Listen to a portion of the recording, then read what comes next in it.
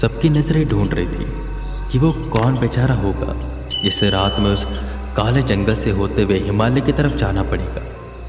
क्योंकि अब तक तो जो भी गया वो दिन में गया, क्योंकि दिन में वो शक्तियाँ इतनी ताकतवर होती नहीं, पर रात में वो अपनी पूर्ण शक्तियों पर होती है।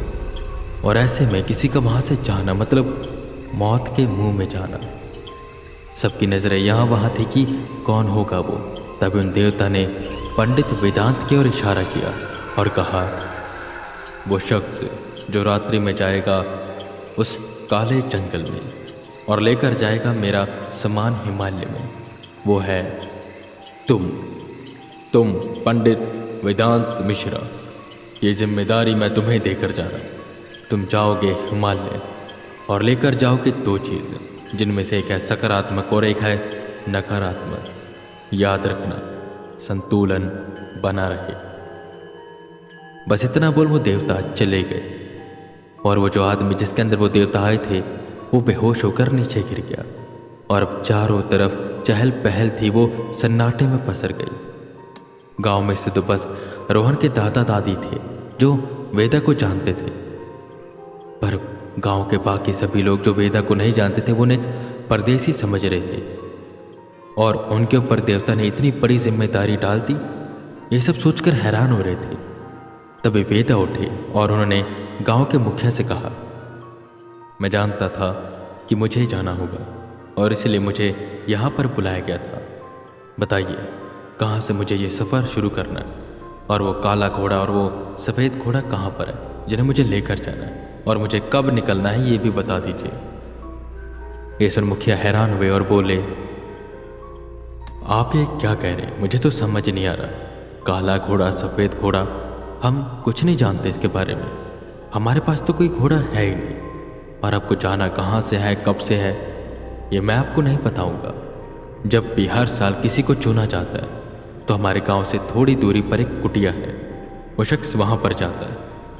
वहाँ पर एक बूढ़े शख्स रहते हैं, वो उसे रास्ता बताते हैं और उनके कहे अनुसार ही वो सारे काम करता है।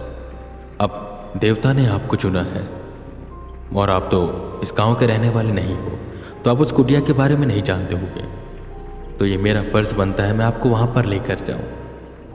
और हाँ, जैसे ही हमारे देव नाम ले लेते हैं उसे तुरंत इस गांव से रवाना हो जाना होता है। पर इस समय तो रात हो रही है और आपको अगले रात को जाना है, तो मुझे समझ नहीं आ रहा। पर हाँ, मैं आपको अभी तुरंत वहाँ पर छोड़ आता हूँ। आपका जो भी सामान है आप ले लीजिए और चलिए मेरे साथ। पर हाँ, निकलने से पहले मैं आपको कुछ बातें कहना चाहूँगा। अपना ध्यान रखिएगा। मैं नहीं जानता कि देवता ने आपको क्यों चुना है, पर अगर उन्होंने चुना है तो कुछ सोच समझ कर ही चुना होगा। हम यही प्रार्थना करेंगे कि आप सही सलामत जाएं और सही सलामत आएँ।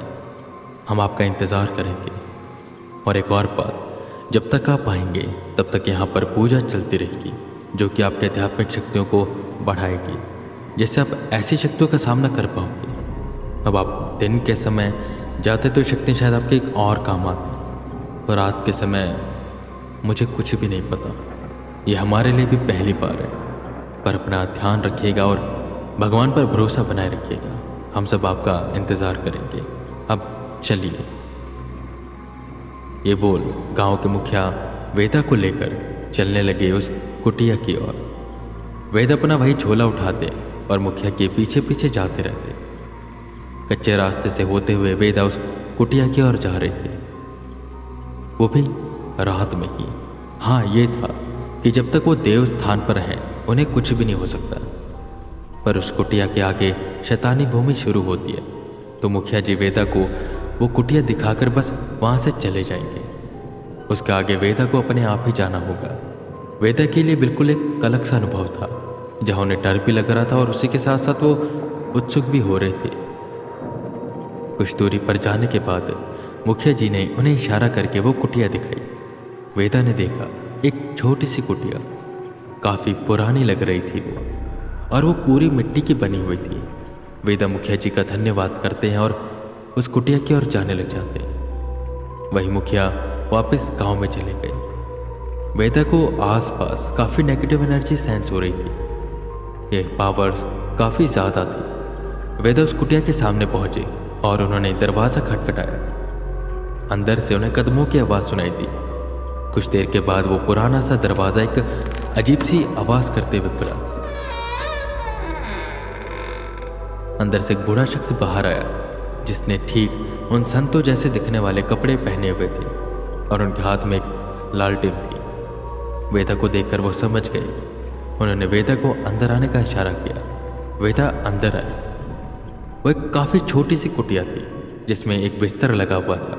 कोने में छोटी सी रसोई थी, एक दरवाज़ा जो कि पीछे की ओर खुलता था और वहीं पर बहुत सी किताबें रखी हुई थी जो बेहद पुरानी लग रही थी, जैसे कोई ग्रंथ हो पुराना। तुम ही हो वो जिसे उन्होंने चुना है, उन बूढ़े शख्स ने कहा, जिस पर वेदा पलटते हुए हाँ में सिर हिलाते हैं। ठीक है, अभी के लिए सो जाओ, मैं जा रहा हूँ और कल सूरज डूबने के बाद मैं तुम्हें यहीं पर मिलूँगा उन दोनों घोड़ों के साथ। तब तक के लिए तुम यहीं पर रहना, ध्यान करना, अपने आध्यात्मिक शक्तियों को बढ़ाना, क्योंकि यह सफ़र बहुत खतरनाक होने वाला है। कल 6 बजे तक तुम्हें यहाँ से निकल जाना है और हिमालय दूर है, तो हो सकता है तुम एक रात में वहाँ पर ना पहुँच पाओ। रास्ते में तुम्हें कई कई जगहों पर कुटिया दिखाई देगी जो कि खंडर होगी। तुम्हें बस उस शैतानी घोड़ों को उन कुटिया में छुपा देना। उस पर धूप की कोई भी किरण नहीं पड़नी चाहिए, इस बात का बेटा तुम ध्यान रखना। और एक और बात का ध्यान रखना, उन कुटियों के अंदर तुम्हें नहीं जाना और रात्रि में तो उन कुटिया का दरवाज़ा बिल्कुल नहीं खटखटाना और ना ही खोलना है। जैसे तुम्हें लगे कि सूरज निकलने वाला है, उससे कुछ देर पहले तुम दरवाज़ा खोलकर उस घोड़े को अंदर भेज देना और खुद बाहर रहना। तुम जब हिमालय पर पहुंच जाओगे तो वहाँ पर तुम्हें एक सफ़ेद किला दिखाई देगा। तुम्हें किसी भी बात की चिंता नहीं करनी है, बस तुम्हें सीधा सीधा जाना है। वो जंगल तुम्हें अपने आप उस किले की तरफ लेकर जाएगा। तुम चिंता मत करना। जब तुम्हें वो किला दिखाई दे तुम समझ जाना तुम अपनी मंजिल पर पहुंच गए हो। अब आराम करो, शक्तियों को बढ़ाओ, मैं तुम्हें कल मिलता हूँ। इतना बोल वो शख्स वहाँ से चले गए। वेदा बैठ गए और उन किताबों को देखने लगे, पर उन किताबों की भाषा वेदा समझ ही नहीं पा रहे थे। खैर वो लेट गए और सो गए। और अगले दिन जब सुबह हुई तो वो ये जानते थे कि इस दिन का सुबह कुछ अलग है। अब आने वाले कुछ दिनों तक उनके जीवन के सबसे कठिन दिन होने वाले हैं, पर उसके लिए वेदा खुद को तैयार करते।